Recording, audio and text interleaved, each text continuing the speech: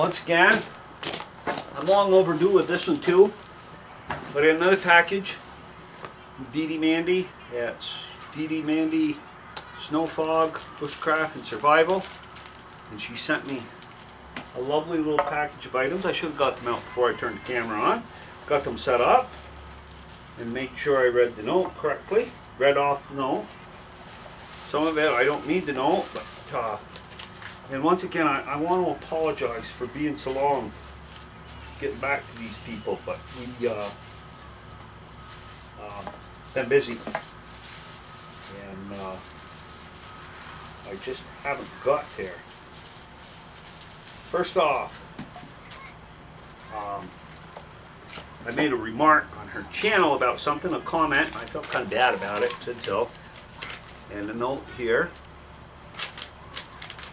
And what we have here is a ferro rod that she put a handle on. One of Nathan's ferro rods, very nice handle. I think it's cedar.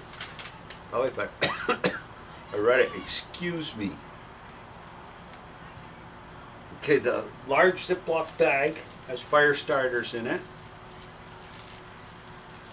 And the egg crates are from Frog Tack.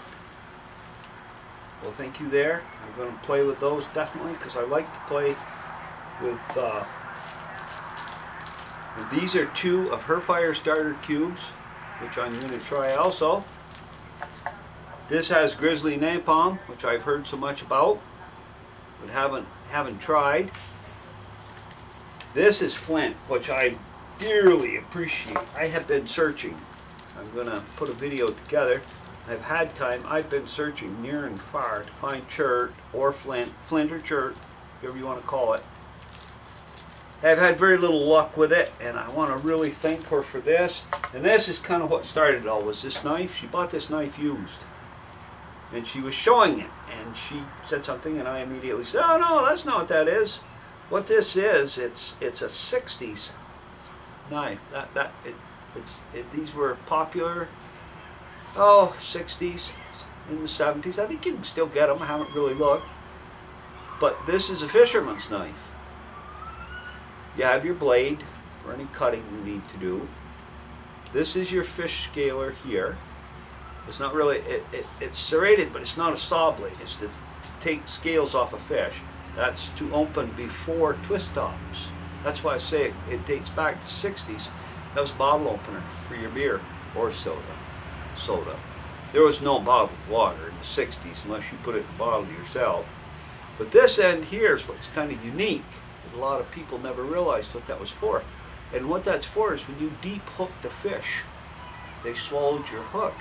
You could thread that down in and reach into the curve of the hook and pop that out. And that they were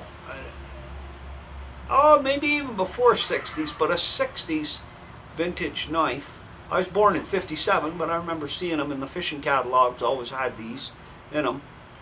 And I had a small one that I lost, and this was white here. And kids fashion, I lugged it out and lost it somewhere. But anyway, thank you, DeeDee, so much. I really appreciate that. I'm better at giving than getting. I have troubles always showing that I really appreciate what people give me. And you know, I did both these videos, and they're long overdue, and I felt bad about it. I thought, geez, I gotta get time to, I want to put this together. I want to say thank you to these people, and I just hadn't got there. I've been working, and you know, the type of work I do, I spread manure, and we don't do anything for 2 weeks, and then for 10 days we run 12, 14 hours a day right straight. The farmers go out, they harvest their crops, and then we're right behind the chopper putting the liquid manure down to fertilize to get another cut off from. And it's a fun job, it really is. It's so much fun to go out and run somebody else's equipment and get paid for it. You know, I've done a couple videos on the one that I run. It's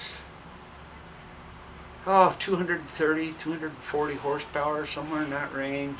Power shift, climate controlled cab. There's a radio in it. Sometimes I listen to it and sometimes I don't. It's and power is just unbelievable in these modern huge tractors. You know, when I farmed, we thought 70 horse was quite a tractor. We were quite impressed with that. I forget what it was. Massey Ferguson 1080. It was around 80 horse, and we thought, oh, that was quite a tractor. You know, wow, we really. And the stuff today is just unbelievable. The power that you can get stuck. Trust me, you can get them stuck. The tank I pull is 6,300 gallons, which here in Vermont is a good sized tank because we're hilly. We have a lot of hills, roll-in hills and stuff. The other one, well, the one I used this week was the one that Boss usually drives. That one's 7,300, and that's behind an older 8950, which is a huge tractor, and it's actually a lot of fun. It's not. Everybody say you spread for them. 1 hour for 11. Oh my God, how terrible! Well, Jesus Christ, a lot of stuff stinks, you know. So it's just cow manure, and I'd rather have cows as a neighbor than people any day. They don't really bother me. I've been around them all my life. They're pretty harmless, but they got a shit. Somebody's got to get rid of it. Well, thanks for watching. Thank you, DeeDee. I'm going to post a link to her channel, and